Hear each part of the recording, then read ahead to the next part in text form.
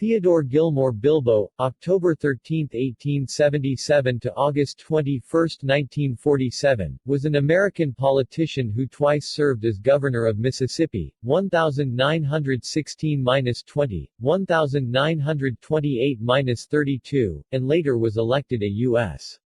Senator, 1935-47. A lifelong Democrat, he was a filibusterer whose name was synonymous with white supremacy. Like many Southern Democrats of his era, Bilbo believed that black people were inferior, he defended segregation, and was a member of the Ku Klux Klan.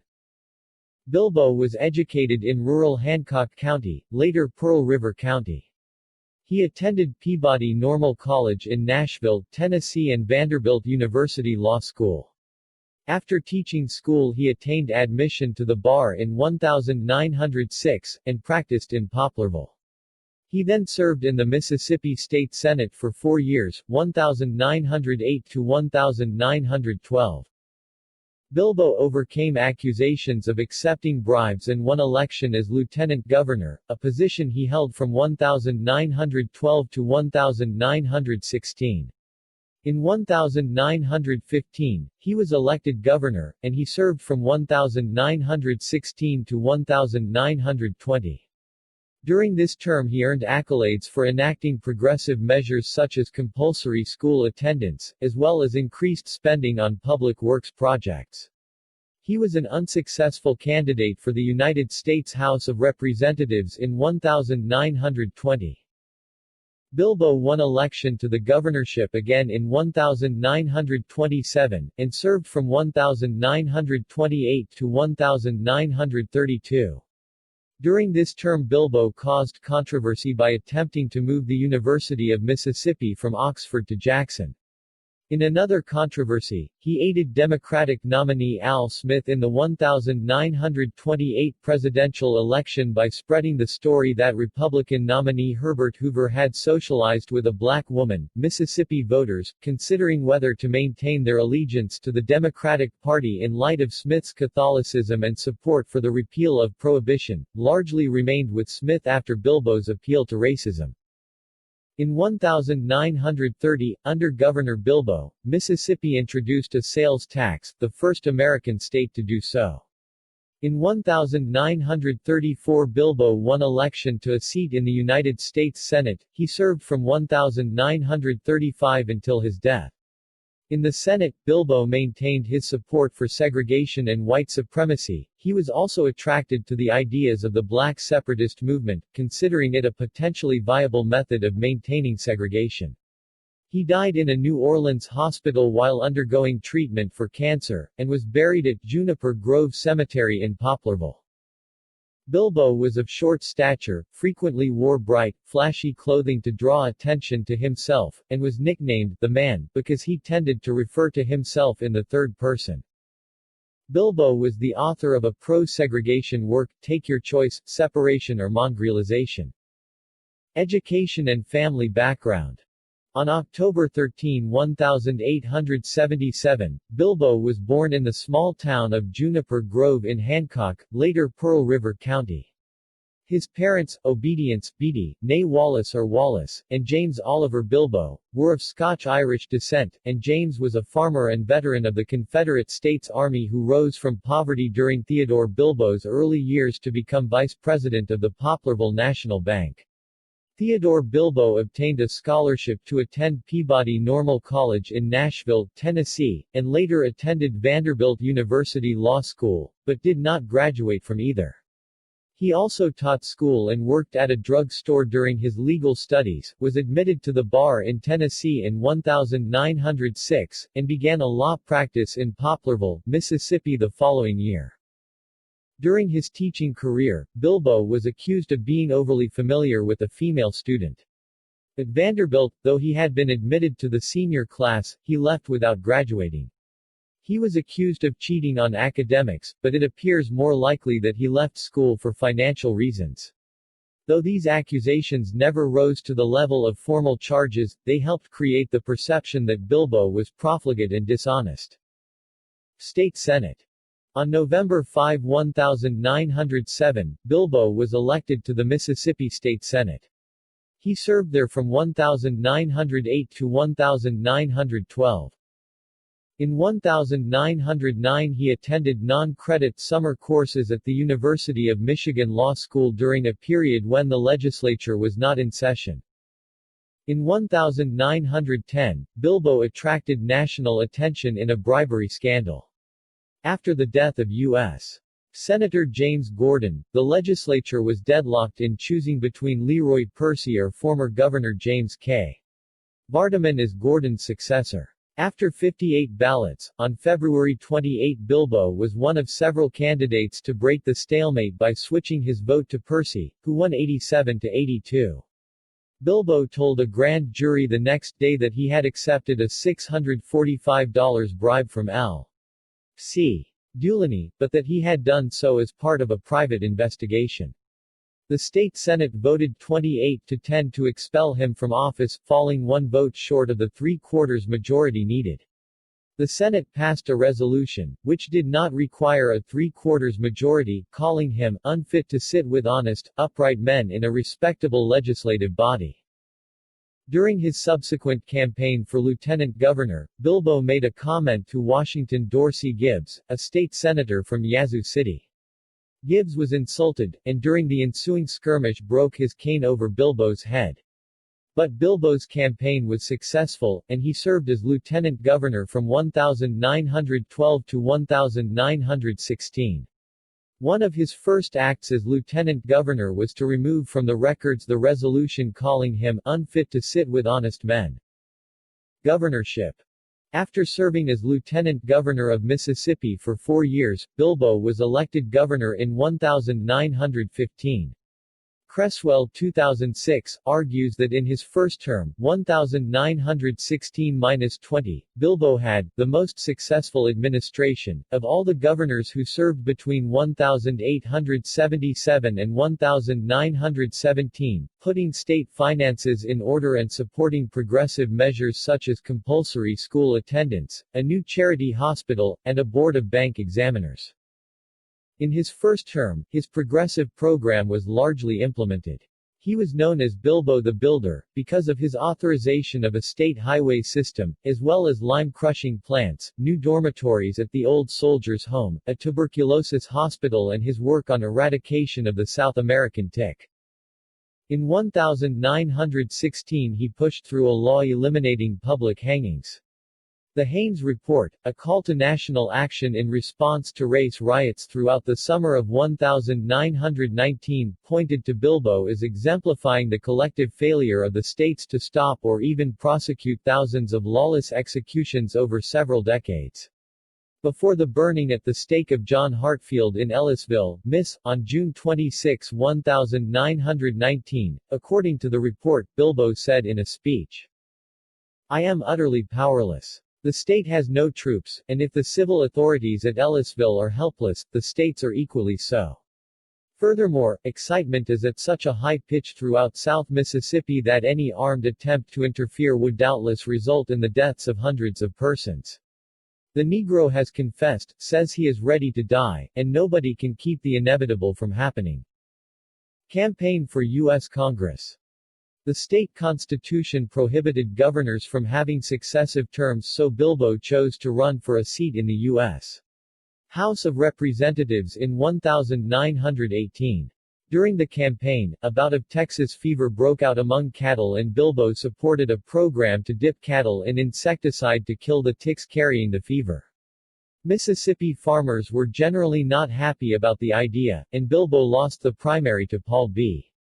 Johnson Sr. Russell's paternity suit. Lee M. Russell, then governor, had served as Bilbo's lieutenant governor and was being sued by his former secretary, who accused him of breach of promise and of seducing and impregnating her. She had then undergone an abortion that left her unable to have further children. Russell asked Bilbo to try to convince the woman not to sue. Bilbo was unsuccessful, but Russell's secretary was unsuccessful in her suit as well. Judge Edwin R. Holmes asked Bilbo to submit documents pertinent to the case. Bilbo refused and was caught hiding in a barn to avoid a subpoena. Subsequently, he was sentenced to 30 days in prison for contempt of court, and served 10 days behind bars. He also lost his run to return to the governorship in 1923. Second Governorship. In 1927, Bilbo was elected governor again after winning the Democratic primary election over Governor Dennis Murphree, who had succeeded to the top position from the lieutenant governorship on the death of Governor Henry L. Whitfield. The lieutenant governor in Bilbo's last term as governor was the lawyer Bidwell Adam, a strong party loyalist and a staunch segregationist from Pass Christian and later Gulfport, sometimes known as the firebrand from the coast. Bilbo criticized Murphree for calling out the Mississippi National Guard to prevent a lynching in Jackson, declaring that no black person was worthy of protection by the Guard. He also tried to move the University of Mississippi from Oxford to Jackson. That idea was eventually defeated. During the 1928 presidential election, Bilbo helped Al Smith D. from New York to carry the state by a large margin. Conservative Protestant Democratic voters were considering abandoning Smith because he was Catholic and because he supported the repeal of Prohibition. Bilbo spread the rumor that Republican candidate Herbert Hoover had socialized with a black woman, which helped keep Southern Democrats in Smith's column. In 1929, Thomas G. Gunter of Benton County, MS. was convicted of the murder of his son-in-law, Marlon Drew, on the testimony of his 7-year-old granddaughter, Dorothy Louise. He was sentenced to 5 years in prison. 3 months later, after his daughter Pearl gave birth to her 4th child, she confessed that she had killed Marlon during an argument over the paternity of her then unborn child, and requested that her 63-year-old father be pardoned. Pearl said she had coached Dorothy Louise to implicate her father. She added it was always her intention to tell the truth after the birth of her baby, and that she could not bear the thought of it beginning its life in prison. Governor Bilbo then granted Gunter a 90-day suspension of sentence as Pearl was bound over for an appearance before the grand jury. After the grand jury indicted Pearl for murder and perjury, Pearl was arraigned and pled guilty. The judge, however, used his statutory discretion and suspended Pearl's sentence. When Gunter's 90-day suspension expired in Feb 1930, the governor denied his application for a pardon and ordered him to return to prison. The governor stated, "Somebody ought to be in the penitentiary all the time for the murder of a sleeping man. If Judge Pegram does not believe Mrs. Drew is guilty enough to serve her term, then the man convicted of her murder will have to serve his term. Husbands ought to have some protection." Gunter, however, refused to return to the penitentiary, and as of Feb 1931 when an account of the case was written, both he and Pearl had fled the state of Mississippi. Firing the professors. In 1930, Bilbo convened a meeting of the State Board of Universities and Colleges to approve his plans to dismiss 179 faculty members. Appearing before reporters after the meeting, he announced, "Boys, we've just hung up a new record. We've bounced 3 college presidents and made 3 new ones in the record time of 2 hours. And that's just the beginning of what's going to happen." The presidents of the University of Mississippi, Ole Miss, Mississippi A&M, later Mississippi State University, and the Mississippi State College for Women were all fired and replaced, respectively, by a realtor, a press agent, and a recent BA degree recipient. The dean of the medical school at Ole Miss was replaced by a man who once had a course in dentistry. The Association of American Universities and the Southern Association of Colleges and Secondary Schools then suspended recognition of degrees from all 4 of Mississippi's state colleges. The American Medical Association voted to cancel the accreditation of the state's College of Medicine. The American Association of University Professors, AAUP, meeting in Cleveland, passed a resolution that the remaining Mississippi professors would be regarded as retired members of the profession, after finding that their dismissals had been made for political considerations and without concern for the welfare of the students. During the crisis, Bilbo was burned in effigy by students at Ole Miss, but he was unconcerned about the state's image. He made national headlines by giving an interview while sitting in a tub of hot water, soap in one hand, washrag in the other, and a cigar in his mouth. The lack of recognition continued until satisfactory evidence of improved conditions was provided to the AAUP and the other institutions in 1932. In his final year of office, Bilbo and the legislature were at a stalemate, when he refused to sign their tax bills and the legislature refused to approve his tax bills. At the end of his term, the state of Mississippi was effectively bankrupt. The state treasury had only $1,326.57 in its coffers, and the state was $11.5 million in debt. Bilbo, whose actions had halted U.S. Department of Agriculture funding of the agricultural school at Mississippi State, was hired as a consultant on public relations for the USDA for a short time. He clipped newspaper articles for a high salary, a reward from Senator Pat Harrison for Bilbo's campaign support. Pundits dubbed him the Postmaster General. Soon, Bilbo made plans to run for the U.S. Senate seat held by Hubert Stevens. U.S. Senate. In 1934, Bilbo defeated Stevens to win a seat in the United States Senate. There he spoke against farmer murderers, poor folks haters, shooters of widows and orphans, international well poisoners, charity hospital destroyers, spitters on our heroic veterans, rich enemies of our public schools, private bankers, who ought to come out in the open and let folks see what they're doing, European debt cancelers, unemployment makers, pacifists, communists, munitions manufacturers, and skunks who steal Gideon Bibles from hotel rooms. In Washington, Bilbo feuded with Mississippi senior Senator Pat Harrison. Bilbo, whose base was among tenant farmers, hated the upper-class Harrison, who represented the rich, planters and merchants. The feud started in 1936 when Harrison nominated Judge Holmes for the Fifth Circuit Court of Appeals. Bilbo disliked Holmes, dating back to the Russell case, and spoke against him for 5 hours. Bilbo was the only senator to vote no, and Holmes was confirmed. Later that year, Harrison faced a primary challenge from former Governor Mike Connor. Bilbo supported Connor. Bilbo's former law partner Stuart C. Sweet Clean Broom campaigned for Harrison. Harrison won re-election. When the Senate Majority Leader's job opened up in 1937, Harrison ran and faced a close contest with Kentucky's Alben Barkley. Harrison's campaign manager asked Bilbo to consider voting for Harrison. Bilbo said he would vote for Harrison only if Harrison asked him personally. When asked if he would make the personal appeal to Bilbo, Harrison replied, "Tell the son of a bitch I wouldn't speak to him even if it meant the presidency of the United States." Harrison lost by 1 vote, 37-38, and his reputation as the senator who wouldn't speak to his home state colleague remained intact. Bilbo had taken revenge by voting against his fellow Mississippian. In the Senate, Bilbo supported Democratic President Franklin Roosevelt's New Deal. Bilbo's outspoken support of segregation and white supremacy was controversial in the Senate. Attracted by the ideas of black separatists such as Marcus Garvey, Bilbo proposed an amendment to the Federal Work Relief Bill on June 6, 1938, which would have deported 12 million black Americans to Liberia at federal expense to relieve unemployment. Bilbo wrote a book advocating the idea. Garvey praised him in return, saying that Bilbo had done wonderfully well for the Negro.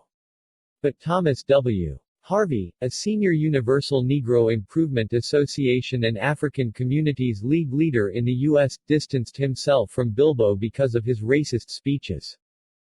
The Democrats assigned Bilbo to what was considered the least important Senate committee, one on governance of the District of Columbia, to try to limit his influence.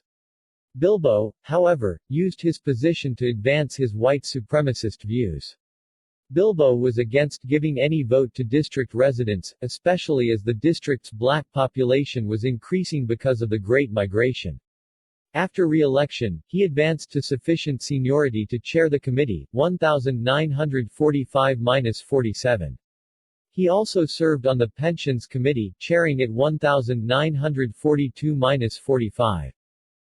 Bilbo revealed his membership in the Ku Klux Klan in an interview on the radio program Meet the Press. He said, "No man can leave the Klan. He takes an oath not to do that. Once a Ku Klux, always a Ku Klux."